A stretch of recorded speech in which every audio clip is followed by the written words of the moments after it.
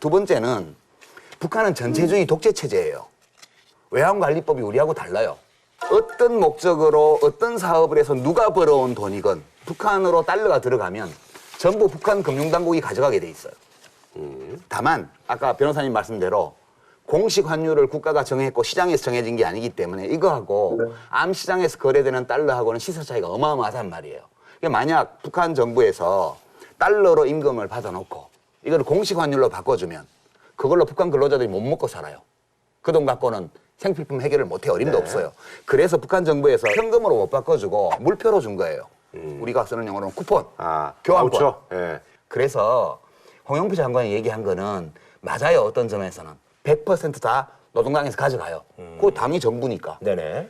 화폐를 가져간다는 거예요. 구매력을 가져가는 게 아니고요. 아하. 그렇기 때문에 만약 이 논리를 확장하면 북한과의 어떤 교류 협력, 어떤 거래 전부 다 하지 말자는 거고요. 이거는 유신체제로 남북관계를 돌리자는 얘기거든요. 그러면 저는 이것도 하나의 방안이라고 봐요. 반면 전에 끝난 정부에서 한 것처럼 가스 메고 다니니까 뭐 좀 주고 밥도 먹이고 이러면서 돈 좀 내려놔 봐라. 이렇게 하는 것도 하나의 방법이고. 근데 예. 저 가스통 메고 가니까 예. 도와줘라 해봐자. 그게 됩니까? 이런 일들이 안 되는데 이 애들은 그게 통하지 않는 애들이란 말이에요. 아니, 그러니까. 예, 문제는 이 가스통 메고라 했다 불 들고 야 불 붙인다 하는 애한테 그동안 우리 정부가 조금만 이 핵만 좀 중단하면 뭐든지 다 해주겠다는 식으로 그게 한반도 신뢰 프로세스라는 말이 그래서 나온 거예요. 조금만 신뢰를 쌓자. 그러면 우리가 당신들을 뭐든 다 도와주겠다.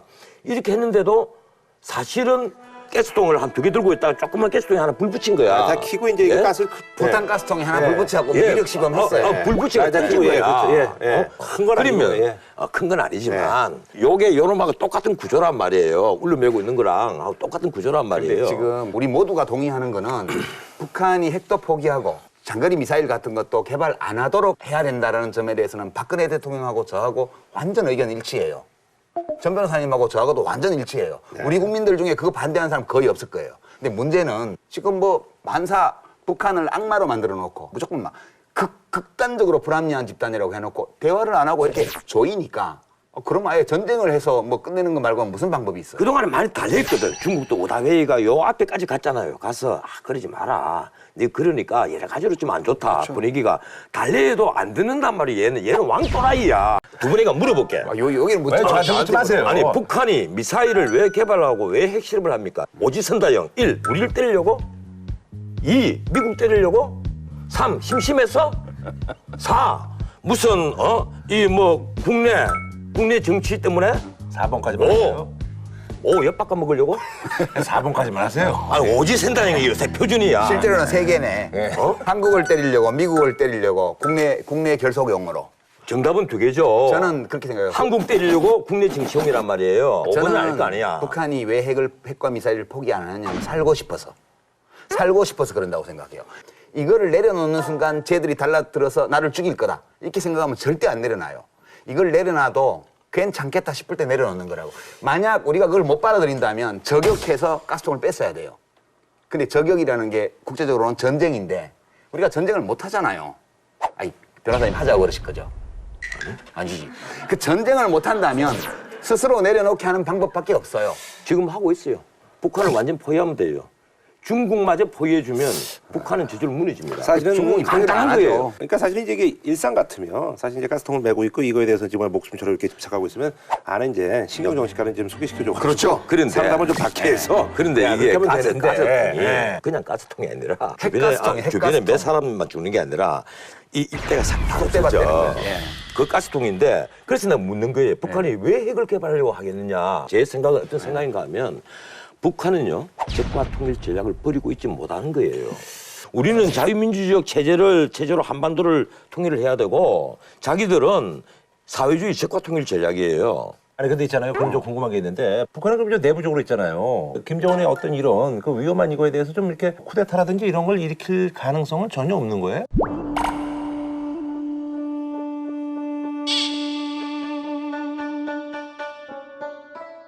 그걸 내가 어떻게 알아요? 그런 거를 없애려고 속성을 아니 하는 그리고 거지. 그런 궁금한 것은 여기서 묻지 마. 쓸데는 아니야 이게는. 어디서 물어봐요 그냥. 제가 아이고 제가 어디서 밖에서 물어봐요? 따로 조용 물어봐. 아니 그거 물어볼 수도 있는 거잖아요. 엉뚱하게 왜 그걸 왜 물어봐? 아니 자꾸 이제 지금 얘기가 반복되니까 그러는 거 아닙니까 제가? 반복돼. 그 워낙 엉터리 얘기를 하니까 지금 이러지. 사드라는 거는 기본적으로 터미널 대륙간 탄도미사일을 제일 처음에 발사 단계가 있고 상승 그죠? 네. 그다음에 안정됐다가 나중에 하강하잖아요. 네. 이게 종말 단계. 마지막 종말 비행 단계에서 상공 100km 내외에서 요격하기 위한 시스템이란 말이에요. 이거는 대한민국의 안전보장과는 전혀 관계가 없는 거예요. 그러니까 아니 그러니까 쌍둥이 이거에 대해서 이제 부정적으로 생각하시는 네, 저는 이거 필요 없다고 봐요. 예, 예. 중요하니까 내가 설명을 네. 해드릴게요. 이 사드가 ICBM만 해당되는 거 아니고 우리로서는 스크드와 노동미사일이 대상입니다. 노동미사일 내려올 때 이렇게 가서 이것도 이렇게 떨어지는 거예요. 이거 탄도미사일이란 말이에요.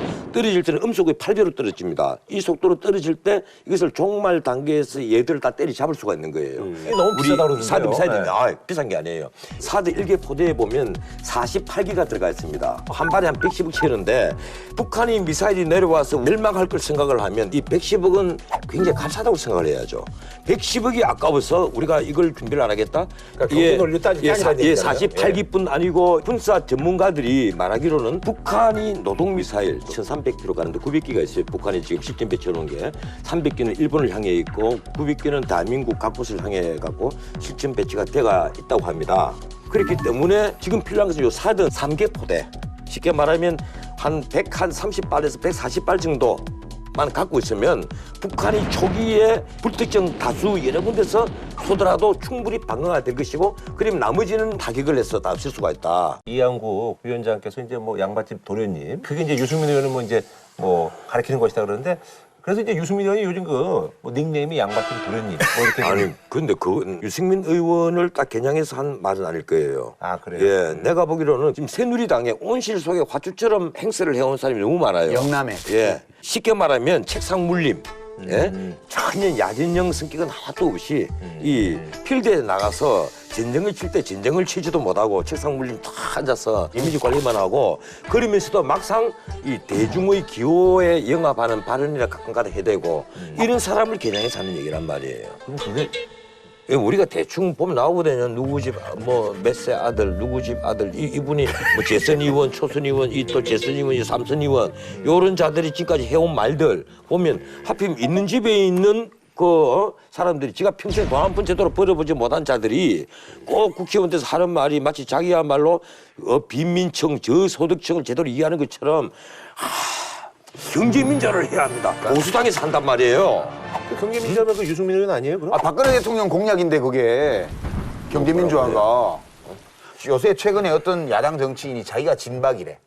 왜 진박이냐 하니까 박근혜 대통령의 후보 공약 그거를 하면 대한민국이 좋아진대요. 그래서 자기는 박근혜 대통령이 다 잊어버리고 팽개쳐버린 대통령 후보 공약을 챙겨서 20대 국회에서 실현하겠다고 이렇게 하면 자기가 진박이라고 진실한 친박이라고 아, 그 누구예요, 근데? 그 노회찬이라고 있어요.